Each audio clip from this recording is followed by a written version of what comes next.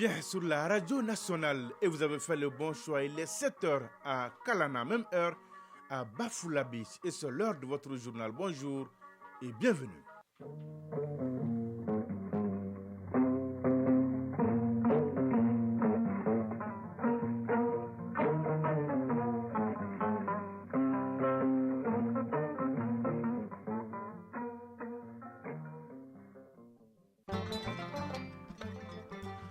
L'actualité, première édition de ce mardi 21 février 2023. Tout d'abord, la couleur du temps sur Bamako est environ 22 degrés ce matin. C'est un mardi ensoleillé dans l'ensemble. Humidité 10%, du vent 18 km à l'heure et la maximale attendue est de 38 degrés. Mesdames et messieurs, à la une de cette édition, Bamako, capitale des magistrats du monde, notre pays abrite le sommet du groupe régional africain de l'Union internationale des magistrats. 5 jours pour débattre des thèmes comme les droits de l'homme, la lutte contre la criminalité transnationale, la cybercriminalité et j'en passe. La rencontre est présidée par le colonel Assimi Goïta, président de la transition. À la une également, la visite du médiateur de la CEDEAO pour le Mali, Goodluck Jonathan, est venu évaluer les avancées du processus de transition. Vous l'entendrez dans ce journal. L'actualité internationale à suivre en pointillé avec Batraoré en direct avec moi dans ce studio. Bonjour Batraoré. De quoi va-t-on parler ce matin? 51 soldats ont perdu la vie le week-end dernier lors d'une attaque terroriste au Burkina Faso. Au Zimbabwe, le fils aîné de l'ancien président Robert Mugabe est face à la justice pour destruction de propriétés privées. À Madagascar, le président André Rajoelina procède à un remaniement ministériel. Voilà ce qui fait la une de la page inter de ce matin, Sidiki Damede. Tout à l'heure, pour le développement, la chronique initiative citoyenne est au menu. Ousmane Daou nous amène à la découverte de l'association Ma Commune et Moi, très active dans la protection de l'environnement et dans la lutte contre la fraude en milieu scolaire. Enfin, la page des sports avec l'athlète infatigable Sergatou Cissé. Bonjour. Bonjour, Sidiki Dambélé. Est-ce que tout va bien, Sergatou? Ça va, alhamdoulilah. La une de votre page. CAN des moins de 20 ans Égypte 2023, le groupe C programme cet après-midi 2 matchs en ouverture, Gambie, Tunisie et Bénin, Zambie. Ligue des champions d'Europe, 8e de finale aller. Ne rêvez pas, Liverpool, Real Madrid en vedette ce soir à Anfield Road. Ça sent le piment. Oui. L'insolite du jour vous proposera la suite et la fin de l'histoire de la semaine dernière. Et voilà pour le sommaire. Vous êtes prêts? Eh bien, nous aussi. Le journal Sidiki Dambélé. Une fois de plus, bonjour et bienvenue. Le Premier ministre a présidé hier après-midi ici à Bamako la conférence internationale de haut niveau sur la lutte contre la corruption en Afrique, édition 2023. Conférence placée sous le thème « La lutte contre la corruption, nouvelle dynamique, recouvrement des avoirs illicites, coopération internationale ». Plus d'une trentaine de participants venus d'Asie, des États-Unis, d'Amérique et d'Afrique prennent part à cette rencontre de Bamako. On fait le point avec Souleymane Kenza Sidibé. Les présidents des institutions de lutte contre la corruption, l'enrichissement illicite, les représentants des structures nationales, les organisations internationales dont l'Interpol ou Transparency prennent part aux assises de Bamako. Ces assises abordent le système de lutte contre la corruption, Mali, l'état de lieux et perspectives, les États en transition face à la corruption, l'enrichissement illicite et les stratégies nationales de lutte contre la corruption et l'enrichissement illicite. Les experts feront également les points sur l'état des lieux des déclarations des biens et la lutte contre la corruption dans les industries extractives. Tous conviennent que la corruption érode et sape nos efforts de développement.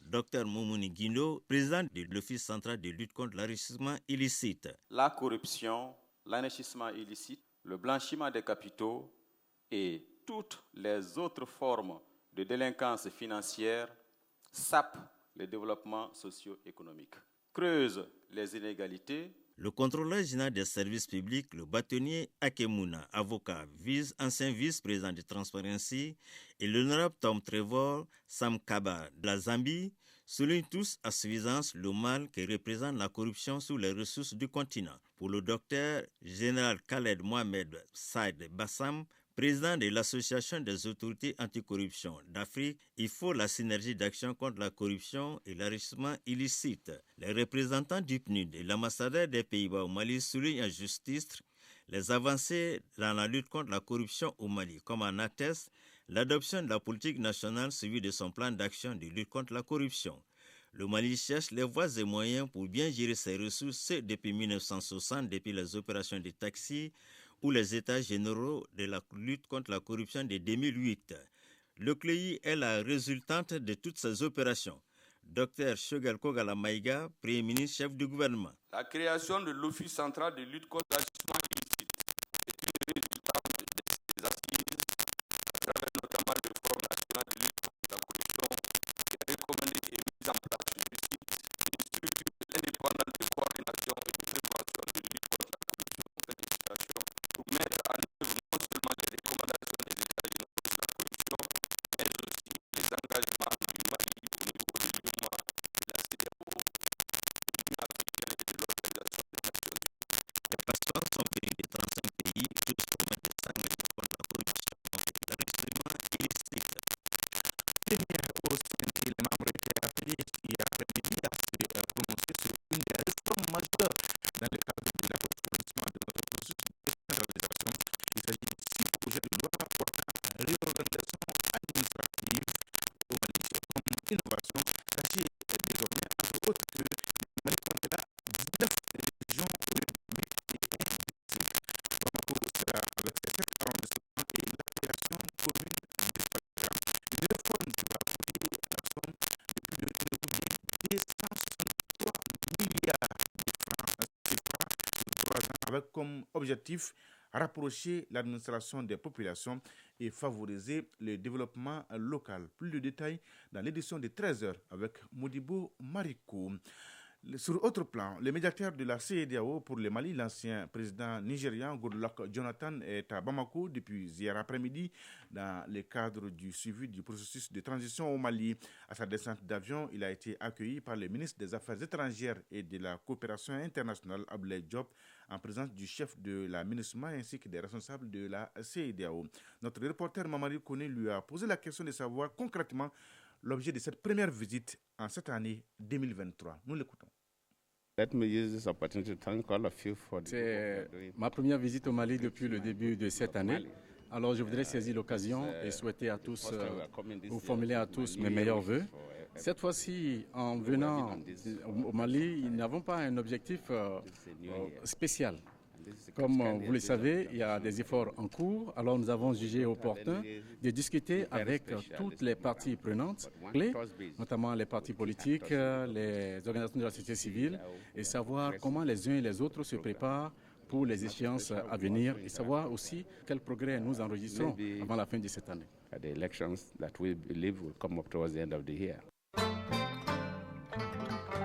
Je vous le disais dans les titres, Bamako accueille depuis hier et c'est jusqu'au 24 février prochain le groupe régional africain de l'Union internationale des magistrats. La rencontre qui sera officiellement ouverte ce mardi par le président de la transition a débuté hier par une série de conférences portant sur des thématiques comme les droits de l'homme et les lois d'amnistie, la lutte contre la cybercriminalité transnationale ou encore le terrorisme. Un cadre idéal de partage d'expériences et surtout de renforcement des capacités des magistrats, donc membres de l'Union, sur les thématiques exposées en plénière. Retour sur quelques temps forts de la série de conférences d'hier, c'est avec Fadema Keita. Les magistrats venus des 4 coins du continent et d'ailleurs vont 5 jours durant échanger sur des thèmes en lien avec les difficultés du moment. C'est pour avoir une approche commune de dossiers ayant trait aux problématiques presque universelles. Bourama Kariba Konaté, président du syndicat autonome de la magistrature. Ce congrès débattra des thèmes essentiels portant sur les droits de l'homme en période de crise qui occupera vos réflexions à travers plusieurs thématiques dérivées en lien avec la lutte contre la corruption, la délinquance financière, le terrorisme, la cybercriminalité, la criminalité transnationale organisée qui sont des menaces qui portent atteinte aux droits humains et à la gouvernance fondée sur l'état de droit. En plénière, la lutte contre la cybercriminalité est un des sujets dominants qui sera exposé et débattu Partout, les participants membres du groupe régional africain de l'Union internationale des magistrats. Ousmane Bamba, expert en cybercriminalité, panéliste. Comment dans un contexte de technologie de l'information et de la communication dans les cyberespaces avec les nouvelles techniques d'investigation judiciaire, comment concilier ces nouvelles techniques d'investigation judiciaire comme la vidéosurveillance, comme la perquisition informatique, avec le respect de la vie privée, avec le respect de la loi sur la protection des données à caractère personnel. Après leur réception par le président de la transition et le Premier ministre, l'Union internationale des magistrats aura droit à des visites touristiques. En l'occurrence, les monuments historiques Patrice Lumumba et Kwame Nkrumah, Asibi, l'Arche de Kamadian et le centre partenaire CAS ou Centre Modèle.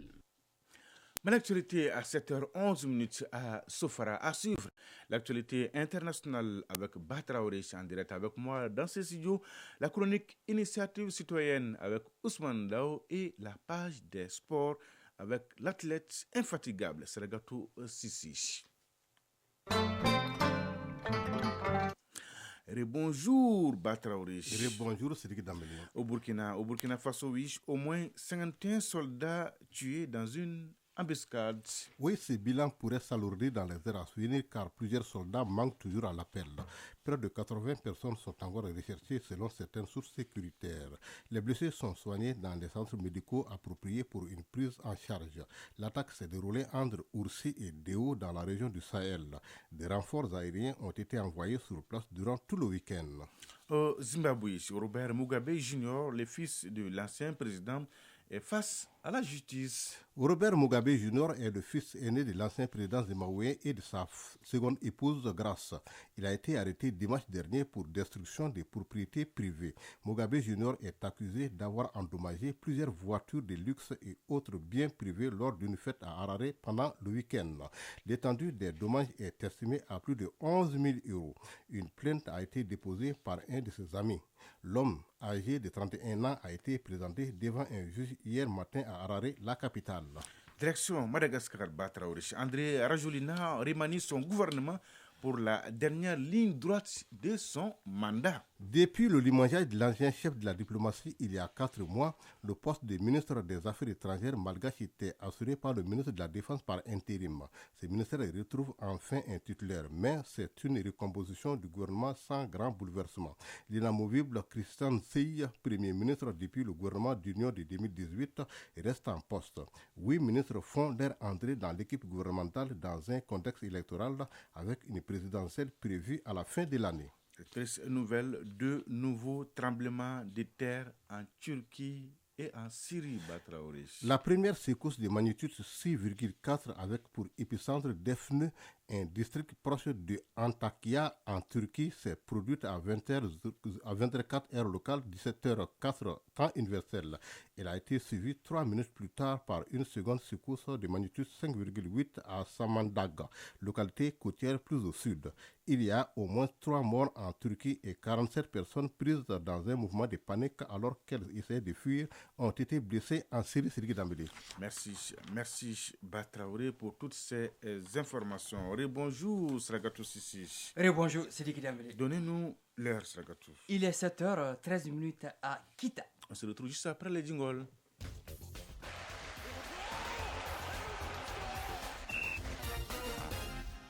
Parlons d'abord de la CAN de moins de 20 ans. Le groupe C est en action ce mardi avec 2 matchs au compte de la première journée, Sragatou. Oui, à partir de 14 temps universel à Alexandrie, la Gambie croisera la Tunisie. Cette affiche rappelle le match de classement de l'édition précédente remporté par les Scorpions Juniors de la Gambie au tir au but 4-2.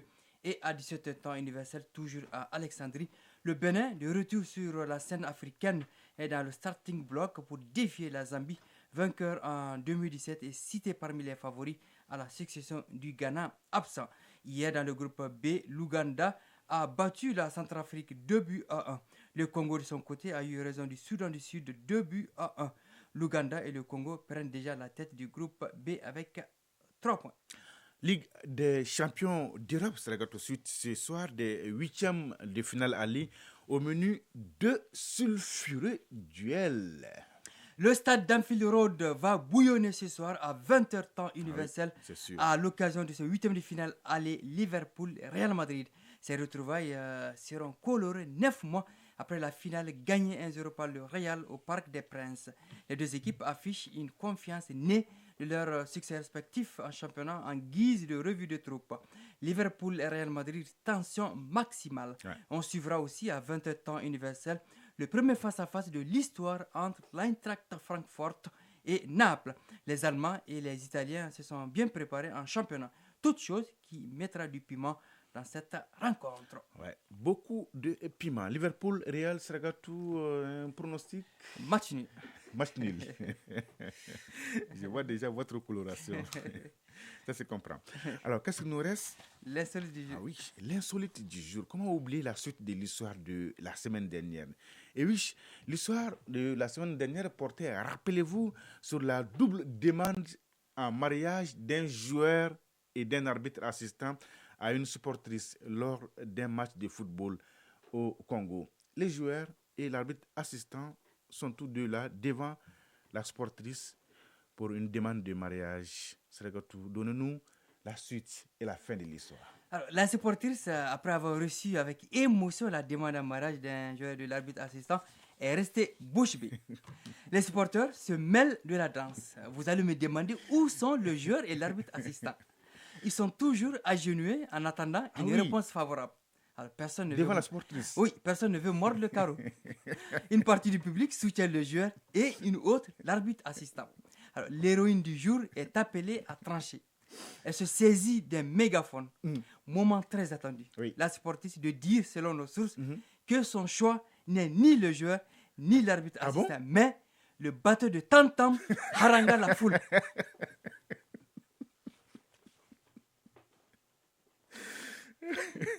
C'est un choix. C'est un choix. C'est normal. Elle a fait son choix. Tout à fait. Et on respecte son choix. C'est pas ça, regarde tout. Initiative citoyenne. Le développement à nous-mêmes. Et oui, dommage et pour le joueur et pour l'arbitre assistant. La chronique initiative citoyenne de ce mardi s'intéresse à l'association Ma Commune et Moi, jeune association créée en 2017. Elle milite pour la protection de l'environnement, la lutte contre la fraude en milieu scolaire et la scolarisation des filles. Elle prône surtout le rassemblement de la jeunesse autour d'un idéal commun pour influer sur le cadre de vie des zones d'intervention de l'association. Plus de détails avec Ousmane Daou dans la chronique Initiative citoyenne. Souciés du bien-être de leur environnement et la main pour mettre en place une association dénommée Ma Commune et Moi. De sa création en 2017 à nos jours, elle essaie avec ses maigres moyens de mener des activités pour la préservation de l'environnement et sur l'éducation. Bassirou Abdoulaye Sall, président de l'association Ma Commune et Moi. Les reboisements des plantes au niveau de la commune du Mandé, des sensibilisations sur les fraudes en milieu scolaire, la scolarisation de la jeune fille. On le fait conjointement avec la mairie et le CAP de la Fiabrou, en plus du centre des examens et concours du Mali. Lors des examens, on fait des sensibilisations par rapport aux fraudes qui se passent en milieu scolaire. Au-delà, Ma Commune et Moi a regroupé les jeunes autour du sport pour faire passer le message de paix, de réconciliation avec des panels pour sensibiliser davantage sur les maux qui minent la jeunesse.